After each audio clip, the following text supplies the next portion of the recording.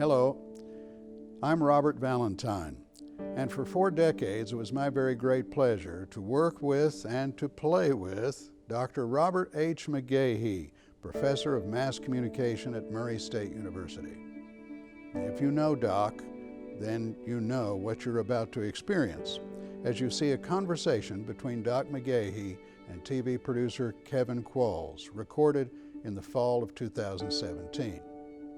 If you don't know Doc, then you're about to be informed, enlightened, and entertained by somebody for whom education was a life's work and entertainment was the way he did it. Welcome to A Conversation with Doc McGaughey.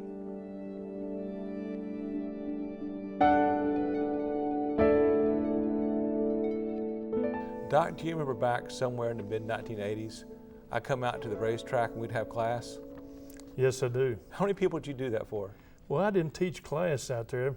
Now, Stephanie Elder, when she worked at the boat, I taught that 670 class to her because she could not get off at night, and that's the only time it was offered.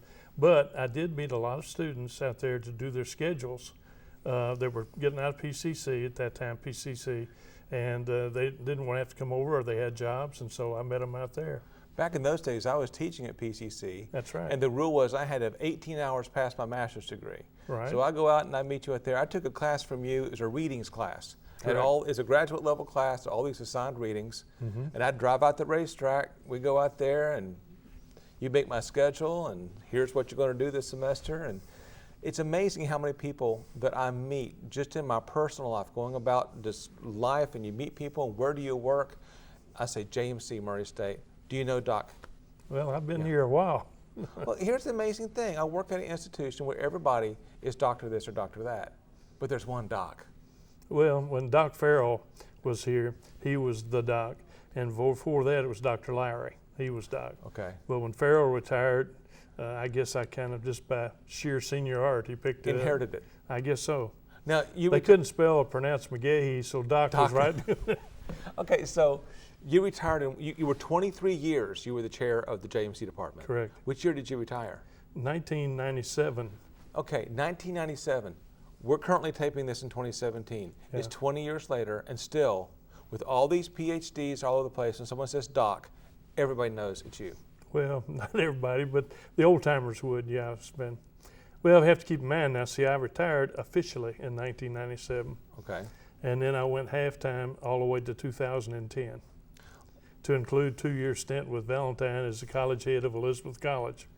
You've been around since retirement, but Quite more a bit. than that, everybody knows who you are because you're still here, you're still active doing things. Well, yeah, try to stay active, do things. Bob and I, of course, still running and jumping and doing programs and workshops, so a lot of people know me from him. Well, also high school workshop. Yeah. Every year you show up and you're still giving to the kids and still recruiting and so forth and so on. Everybody knows who Doc is still. Well, some. I was just thinking 1973 we started the workshop, and it wasn't at Murray State. Where was it? We taught it at Henry County High School. Ann Landini was the journalism teacher there. And Horton and I went down, and she had a couple people, the Williamses, Okay. and they came out, and that's how we did the first high school workshop. I only had 3 schools from Tennessee there. And then the next year I moved it up here. I became chairman then. So and you started it. 73. In 73 you started it. This Friday I'm going to go do some presentations. Good. Because it's still going on. Yep. Lee Landini has it now. I call it Lee Landini, Lee Wright. Lee Wright. Yeah. And she's had it, I guess, 2 or 3 years now. Your legacy continues in that, okay, I'm on faculty. Along the way, somewhere you taught a few graduate classes that I took. Right. Is everybody in our curriculum had you as a at least teacher or boss at some point? No. Bella and the ones that have come in just lately. But Vance, Tim, I did. Mm-hmm. But yeah, there's 5 or 6 there where I've taught and also hired. How many, over the years, who did you recruit? I know students, lots of recruits, but just faculty and staff and people that have just populated the department and taught people. Who'd you bring here? Well, first person I brought in was Tom Farthing. He was advisor. That's what I was when I moved to be chairman in '74. And then Carl Denbo, who later became a PR man for Ohio University. Then when he left, brought in Roger Haney to teach law and theory, your area. And then after that, then we brought in Alan White. Jamie Durkee was here a while. She's chair out at Arkansas State. Different ones. We brought in Ann when she got her doctorate. She came there. Lochte came across from Tennessee also, and Alan White. All three of them got their doctorates at Tennessee. But you got yours at Ohio State. Ohio University. Oh, that's a big difference. The Ohio University. At the Ohio University. They really, up there, they get on that. Ohio and Ohio State, they hate each other. So you went to the Ohio State for your PhD? No, Ohio University. Ohio University. Yeah. Okay, you didn't let me get away with it. No, not going to. Here's the story. It's an interesting story. I taught here 1 year and just finished my master's. I was just a replacement for the guy. He had a nervous breakdown mid-year, and I went over. I hadn't even finished my thesis. When I got through, they asked me to stay, and I said, well, yeah, I'd like to do this. I enjoy teaching. And then they said, well, you don't have a doctorate or anything, so you don't get a raise or anything. And I said, well, I understand that. So Horton, who was my boss and who got me here, by the way, he had come from Ohio. So he knew Dr. Guido Stempel, who was a graduate program. They had a fairly new doctoral program. And they had a mass communications political workshop sponsored by, I guess there's 2-3 organizations. But anyhow, I got to go to that. So I got 6 hours, and that's summer of 70. Well, while I'm up there, they had a little thing called Kent State. And so we had trouble getting in and out. They rioted at Ohio as well right after that. But the guy that was on the last National Science Foundation thing, scholarship, took off. He was going to demonstrate and go to Canada. Okay. And Dr. Stempel says, there's 2 years left on this. Would you like to have it? And I said, what does it pay? He said, it pays all your tuition and buys your books. And if you need somebody to type, we didn't even have computers back then, you can hire a typist to do your dissertation. I said, all right, but can I take full load? What's a full load? And he said, 9 hours.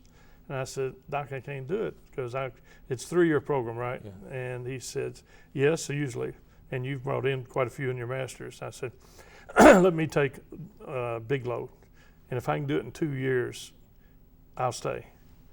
And I took 15 quarter hours for 8 straight quarters, including the summer. And when I finally made a B, that was our deal. If I made a B, I couldn't do it anymore. And I held off a Fortran computer class because I knew I was going to make an A in there. Oh my! To my last one. So I started number 23 in the program, and I finished the 3rd grad, whatever. I knocked it out in 2 years flat. That's amazing. Including writing the dissertation. What year was that? 70 to 72. And you came back here and started chairing this department. What year? 74. 74. Yeah. Okay. Something I'm real curious about. From 74 until you retired, and now change. I did my undergraduate in television production. I had a career in it. The technology I learned at the university was not the technology that I used in my career, which is not the technology that I used when I came back to teaching. And since I've been here, it's changed again. What stays the same? Well, the things that are changed, as you know, the technology is unreal. And in the radio and TV broadcast, all that, the technology is just unreal what they can do and how you could do it. And on the advertising, PR majors, journalism majors, the social media has been the change. Again, it's a way to get to people. But what has not changed is your area, law, ethics, and being able to write and write the truth. That doesn't change. The being able to write, I can see, and the law, most of the law that we have was fashioned in the 60s and 70s for media law and so forth. Right. They never contemplated the internet and social media, and so we're really having to challenge things quite a bit, stretch it to fit. But I'm just thinking about the skill sets that we give our students, and so you faced this in your career. Yes. You were, and now I'm facing it in mind to say, okay, how can I make sure what skill sets have always been tried and true that I need to emphasize still, because even though that technology may be different 10 years from now, I've set them up for a career because they know how to do this, this, and this. What were the skill sets that were universal from 1974 when you started until 2007? Well, I think, like I say, we'll take journalism to be able to see the story. In other words, you ought to be able to see that lead even before it may change, but you're looking at what is the story and be able to see that. And I used to tell them when I taught the journalism, I said, when I've done a ball game, say a sports story, I can see once the game's out, I see there's the lead and here's what's going to happen. And if you can't see that, it's hard to write. But you got to be able to see the story, know the content, and then be able to grammatically put it together. And right now, I hate to say it, and the professionals lead the way better than our college journalists. Grammar is just out the door. It's unreal. I was talking to somebody the other day, and they got me. You taught us this a lot. A-L-O-T, no such place. A-lot, 2 words, is where you build a house. It doesn't exist. That's right. And talking about return back and reflect back and continue on. And the one I hate is when you take a collective noun, say, like the Racers. The Racers won its game, or Murray won their game. They don't get the pronoun to fit. And I teach this, I did for a long time. When you and I came along, we had something called diagramming. Yes. Go to the board, it's subject, predicate, all that stuff, and how to do it. And they don't do that now. One, it's not on a standardized test. Secondly, there's not any teachers out there much now that know how to do it. That's right. And I think people, that thing to me, if I'm looking to see what's the subject and what's then, I can in my mind start drawing those lines and see. And I think they miss stuff like that. And I know there's some out there that really pushing grammar, but it's a lost art. The thing I think that you're really good at, that I would like for my students to be really good at, the soft skills. The ability to go out and talk to somebody. Well, they want to, some people want to sit down. That's our problem. That's it. They want to call somebody, but to go and do what we're doing right now, to sit down and have a conversation with somebody and discover something. And look them in the eye. And look them in the eye is getting to be a lost art. That really is. And therefore, I think interviewing is hard to do. People will already have the questions well thought out many times. I look at those news conferences. And yet some of them, they're not looking at they're looking over their shoulder at a monitor or something. I don't know what they're doing. But if I'm a guy answering a question and they're looking at me, I don't care what I'm going to tell them. So, are you a TV critic now, a news critic? Oh, we all are, aren't we? Does it drive you crazy It watching? pretty much does. What's your pet peeve? Well, the grammar part of it. Okay. And sports particularly. We're going to continue on. Mm-hmm. See that time and again, they should have went. Yeah. That's what bothers me. And the other is our president talks about fake news, but talking about just fake information, meaning they answer a question and there's no answer there. It's just gobbledygook, So it's a response. It's a response, but it's not an answer. Right. Okay. We used to call it the McNamara syndrome back in the old days. Okay. And they may not remember McNamara, but you sure do. McNamara, wasn't he in the next administration? He was talking about Secretary the of Secretary of Defense and talking about Vietnam. When he would go out and they'd interview him, he had a fixed information in his mind that he was going to tell about Vietnam. Okay. And you could say, Secretary McNamara, how are we doing down in the Delta? Well, we're doing pretty good. Let me tell you where we're doing good. And he would never answer the question. He would tell what he wanted told. You know what I'm saying? And politicians are quite good at that. They shift it over to what they want to talk about, no matter what the question is. Are things worse or better? Worse. On which side? Well, I'm just thinking about the industry of journalism. I mean, one of the things I learned from you a long time ago was to understand the difference between the light of journalism. Does it turn up the heat or does it illuminate the issue? That's a good question, and sometimes it can illuminate if people have the ability to see the illumination. That's the problem. I think we've got a dumbed down audience. I'm sorry. I'm part of it in some areas, but I don't know enough to really judge it.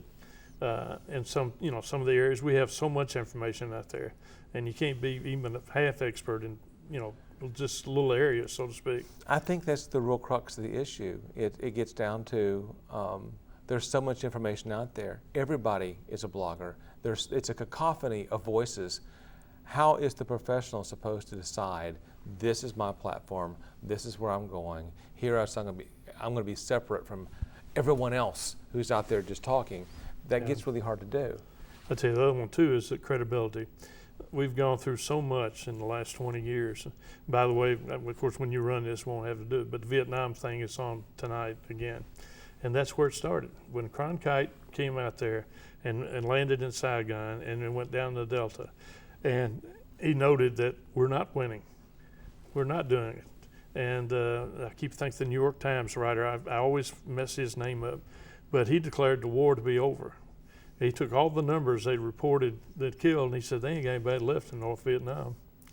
And so now we had the Cali incident, and several, in the fragging incident, we have this, and nobody was telling us that. So now the government is suspect. Prior to Vietnam, pretty much what they said you believed, and pretty much it was true. But from that point on, the spin masters took over, and people are just negative to it unless they can check it. Spin masters. Spin masters. You got a background in PR. Well, I got a background in propaganda, for that matter. Well, I was thinking about going there, but you got You PR. can go there now. You got advertising. Okay, let's talk about propaganda. All right. When I went in the military, I got ROTC here. I went through basic up at Fort Bend Harrison, which doesn't exist, and then I went to Bragg and was assigned to a PsyOps unit. Okay. But I was supposed to be PsyOps means psychological operations. Yeah, and the school was there, JFK Special Warfare Center, counterintelligence, PsyOps. That was all there up on the hill, and I had to go to school. Well, So is this the original fake news? I don't know. Okay, all right. See, in PsyOps, you have what they call gray propaganda, has some truth to it, or pure black, which there's no truth whatsoever. The big lie, the German type deal. So we had that, and when I was in Nam, I was leaflets and loudspeakers. That's what I did, propaganda. But in our case, it was more educational, because the people, I was in the Delta, we were serving the 7th ARVN, Army of Vietnam, 9th ARVN, and the 9th Infantry Division. We were backing them up. And we do leaflets, but a lot of times it was to educate them as to who the good guys were and who the bad guys. And then we also did safe conduct passes. So when a 9th did a run up and down the river or wherever, and we dropped those, they could give them a pass to come in and make them give up easier. So that was pretty much a lot of what we did. So looking at propaganda, you had gray propaganda, you had black propaganda. And for the viewership now, the young people watch this now, propaganda is always a bad thing. Is propaganda always a bad thing? No, but it has that name because of the black part. That and those of that ilk. See, here's an interesting thing in the military, and I had 20 years counting the reserves, and I was in public affairs or public relations. You cannot have public relations. It's silly, but if I was command information, I was public information, but you cannot spend taxpayer dollars for public relations with the military. So we have all these information titles. Well, that's what we did. I put out a newsletter. I did a video show with the general, like you talked about in Louisville for WAVE, and we did PR. I mean, that's what we were doing. But you couldn't call it PR. Couldn't call it, no. But it was PR. How's the PR industry today? I mean, compared to what it was in '74? Well, it's gone through the social media thing. For a while, everybody jumped on that. That's what we're going to do that. To the point that I think many of them let the traditional media kind of fall aside and say, oh, we haven't got time to send a news release out there. And I've seen that quite a bit. But not everybody's on social media. A lot of and people a lot are. of people who are on it don't read it. They just go right by it. I'm thinking more about the things learned in graduate school, in theory class, and I'm thinking about the propaganda, and I'm thinking about the two-step flow, and I'm thinking about all these things, and how people get their information. And Your two-step flow is good. Well, it's showing up big time now. Right now. And so we have someone who is an opinion leader, and we will pay attention to what they pay attention to. So it may be a news source that we wouldn't otherwise look at or even know about, but our friend posted that link, and so we read the story. Right. And so something I saw come out in a news report the other day, apparently Russia and other countries are putting fake news stories that are being included in Americans' news feeds, and we see it, we read it, we believe it, and we don't know. How do you know what's true? How do you know what's credible and not credible anymore? That's the problem. And the fact that when we have these crisis things, they don't necessarily have their reporters there, so they take somebody off the street and take their pictures with it. Well, that could be done okay, but who's going to write the cut line that says what the action is, and who are the names? How many times have you seen where they didn't get the name right because they took it from somebody who was just in the crowd, got their information that way? And as you know, some of these top media have laid off reporters, and they're counting on using people to call in stories. But they're not trained journalists. Well, I'm sorry. Local TV stations are doing that. Oh, I know. Just email us your photo, and we'll put it on. Be our weather spotter for us. And so they're trying to farm that out. They're crowdsourcing news. Sure. From untrained people. I agree. And along the same line, they're cutting back editor slots, and so the reporter is the editor. And if he makes an error of any type, then he's going to be caught.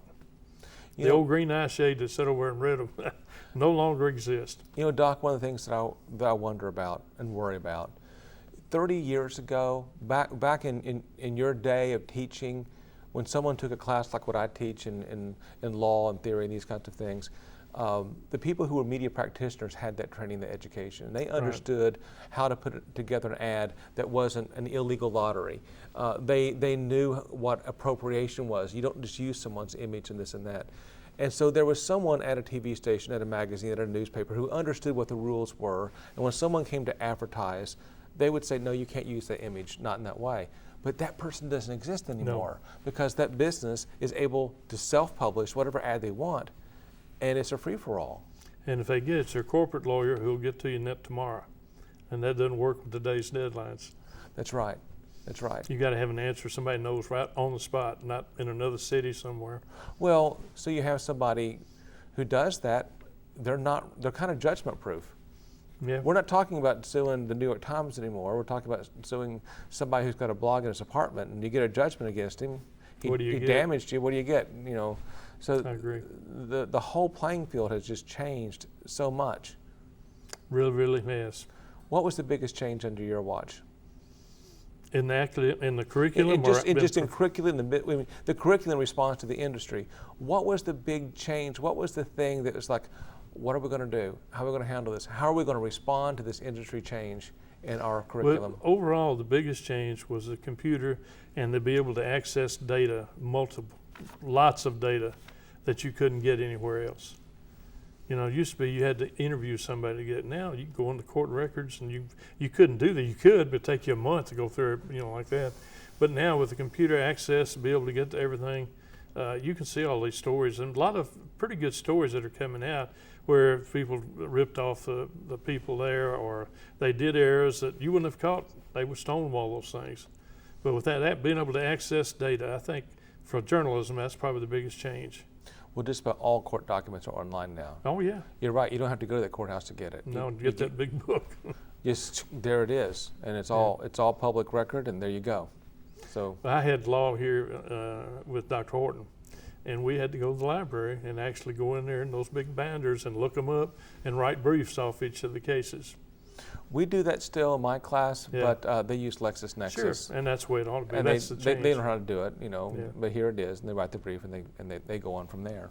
So, is the First Amendment in better or worse shape than it was in your tenure here? The word politically correct has hurt the First Amendment. That came from academia, though, didn't it? I know it. Yes, it did. It's colleges, starting with Berkeley. But I'm saying, as we went from a point of not being able to say things and being censored to a point where you could say anything and libel people, and now we've gone back the other way. Well, you can't say anything like that. It might hurt their feelings. The free speech zones that came onto college campuses back in your era, now we're going to safe zones. Yeah. Let's have a place where people can go and not hear things that might offend them. Yeah, that doesn't work. I tell you what, that offending thing gets me. How can a steel statue offend somebody? I mean, if they're not dressed or something, I can understand that. But if it's just that, what's offensive about it? I don't understand that. In fact, I was talking with Valentine. We were saying on the other side of Hopkinsville is a little place called Fairview, Kentucky. And there's a huge monument just a little short of the Jefferson Monument of Jefferson Davis, where he was born. Didn't stay there but a year. And it's a great big monument. People go there and everything. But you got to want to go there.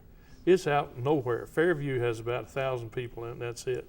So I figure if anybody drives over there and is offended, you got to. They had to try to get offended. Yeah, you wanted to be offended, so anything's going to offend you. They had to make great effort to get it's there. It's not a legitimate offend. How many newspapers are you reading? Right now, see, I'm online with a couple, but I just read I don't get the Courier anymore, except on Sunday, but Paducah paper and the Murray paper. And you're still looking at them on paper? Oh, yeah. I want the paper. You want the paper? I do. It didn't even feel like a newspaper anymore. No. I picked up the Paducah paper today, and it was so tiny, it looked like a restaurant menu. Part of that's Canada. The web pages things back when you used to have the broadsheet about like this. Then it went, of course, most everything went tabloid. But now they're smaller than tabloid. The Paducah paper, like I said, would be about 4 columns of the old paper. Right. But that's where they're sending them the rolls. They don't have a lot to say on that. No. So, But they could have more pages. so when I have to confess, I don't take a paper newspaper. I look at them online. Well, I agree. I'm 52. Yeah. As of this taping, I'm 52. I don't get a print newspaper, and I haven't in probably 5 or 6 years. Yeah. Are they going to be over soon? They've said that for 30 years, and we're not going to have paper anymore. But I just think until my generation goes, that we're the ones still buying the paper for the most part. But we're all getting old, not lasting much longer. It may be that, and it may be caused by the Canadian mills when they sell the paper down through. The price keeps going up, where the people just say it's not worth it anymore. And the newspapers just will renege. Some newspapers are online only now. Only, Seattle, that's all they do. Seattle Times is online only. You can't otherwise get it. So I agree. Well, how many magazines now? Like say, I got 2 magazines, and if you took Time, U.S. News, any of those, you can't get a hard copy. With Time, you can get a hard copy. U.S. News, they don't have any more that you can get. So I don't know.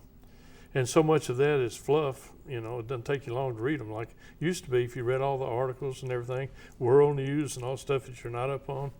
But now a lot of it's what I call this social media, but not that. Fine arts and stuff, what's happening in movies and music and all. It's more that than hard news that's happening around the world. So where do you find it? Where do you go to find hard news and see what's going on? Well, believe it or not, I still say with the newspapers, and then when I see something, then I'll go look it up. Just look it up, not go to, if I have to go to Wikipedia or Google or wherever else, just to find out about it. So, like, I go straight to AP, Wire, things like that when I want to know what's going on. Yeah. But Well, I'll tell you what, here, KMS has got a good site, and so does Murray State News for regional. oh yes, they do. Yeah. Both of them are good. But otherwise, you look at a local TV station; they're carrying national stories. Tell me this.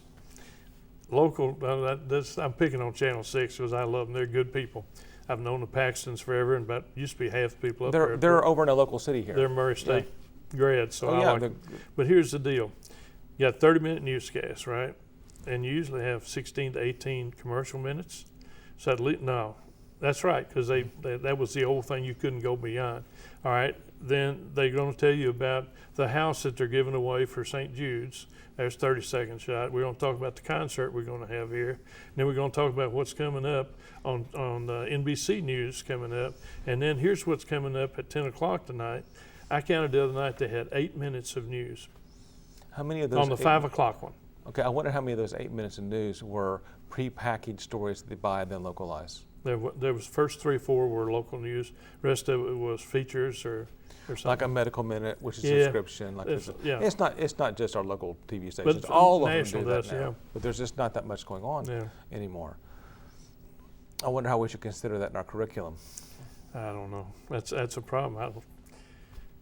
I guess then the curriculum says, all right, you're the news person. How are you going to decide which little 3 stories you get out of all the ones you got? Well, see, back in the day that you were the man in the chair, you had journalism with a track in television and then journalism with a track in television. Or I'm sorry, television print. So you were print or you were TV. Right. But now we've combined now we've done it differently. Television is its own thing. and it's production. And it's production. And so most of our graduates are finding work in like CMT in Nashville. They're going to production companies. They're not doing news because television production is useful in all kinds of business applications. And so that's where they're finding work.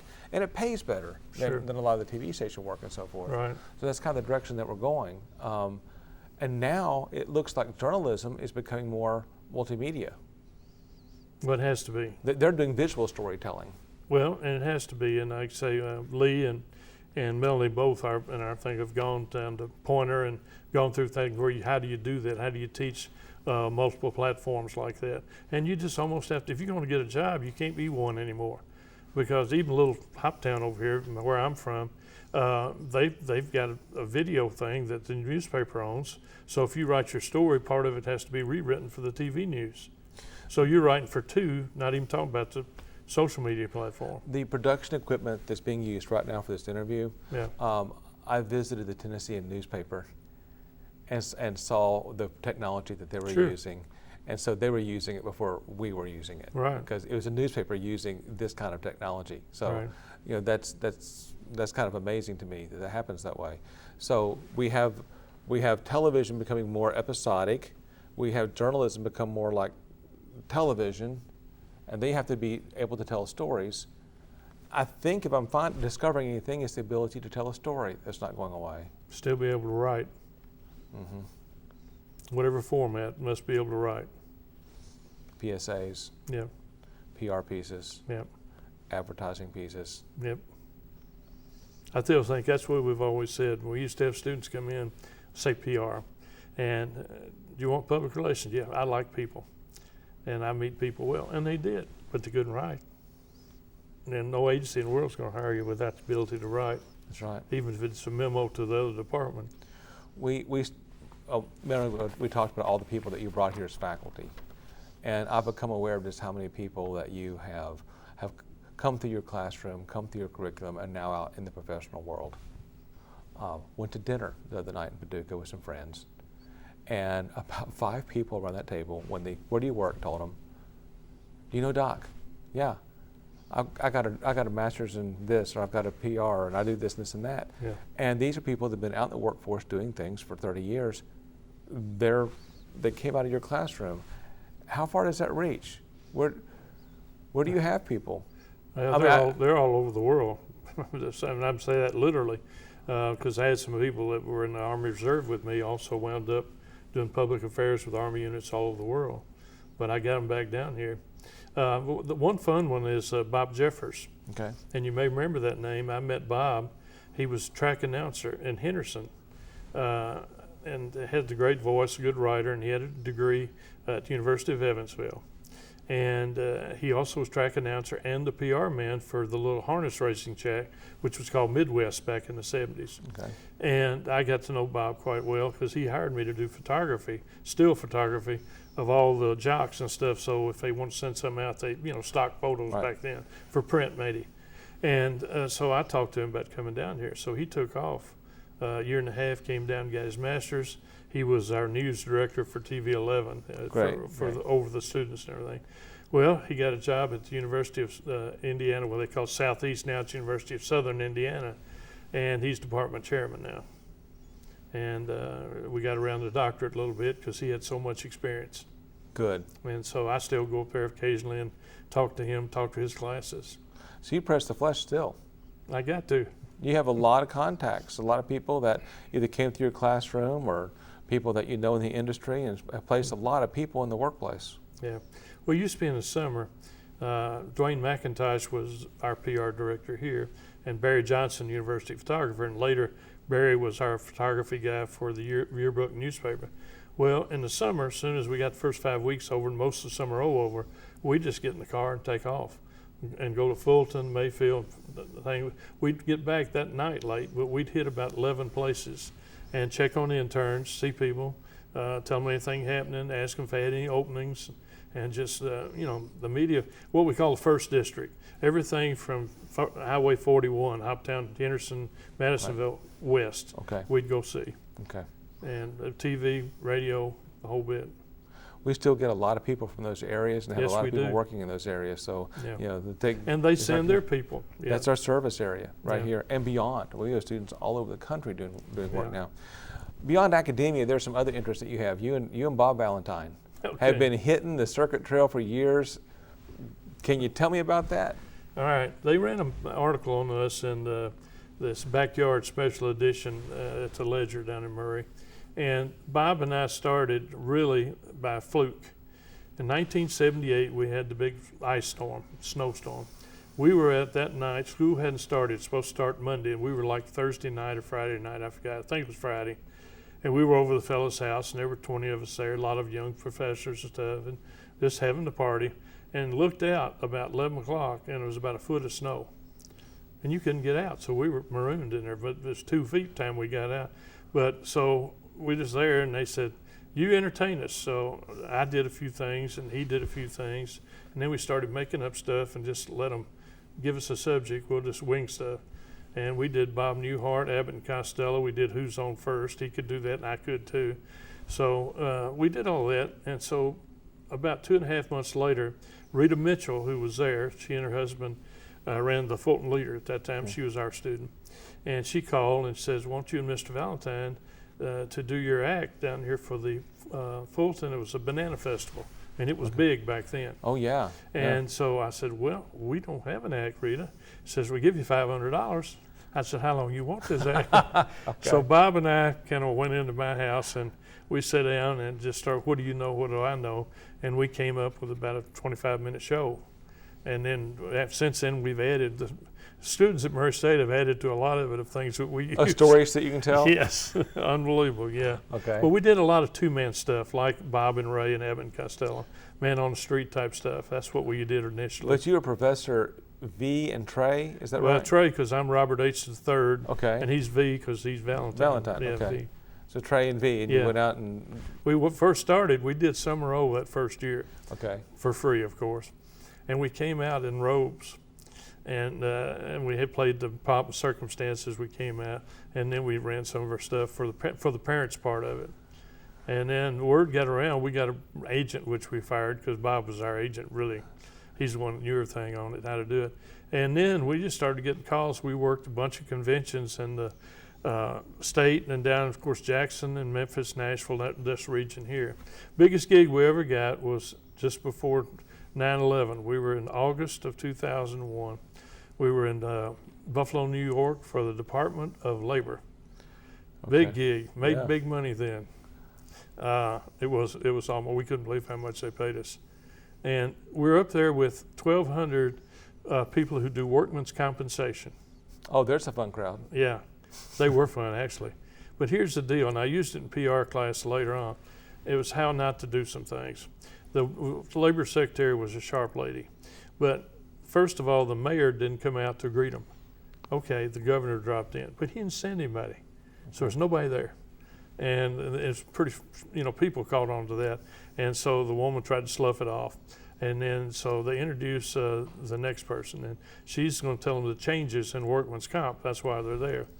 Well, they had a podium, but not a lectern. There's no light. Okay. And she had her stuff there. Well, about as long and wide or double this is the big screen there at the Hyatt Regency Convention Center. And their stuff's on the thing. It's up there where you and I would turn and point and key things out, not cover everything, but key things out. She didn't. She looked down, but she couldn't see because there wasn't any light. She had them turn the lights up so she could see, and you couldn't see the board. And Valentine says, we got to do something. These poor people. And he said, we're not going to get paid again. They're not going to hire us again. It was a fluke we got this one. So we went out. First thing we did was have them all stand up, shake hands, and say, how you doing? Because that was the beer commercial that was popular. And then we said, Valentine says, well, the mayor can't be here. The governor dropped in on him, but he asked us if we would to welcome all of you and let you know that downtown in Buffalo right now, there are many exhibits going on. There's an art exhibit. We'd read the paper. We could rattle it all.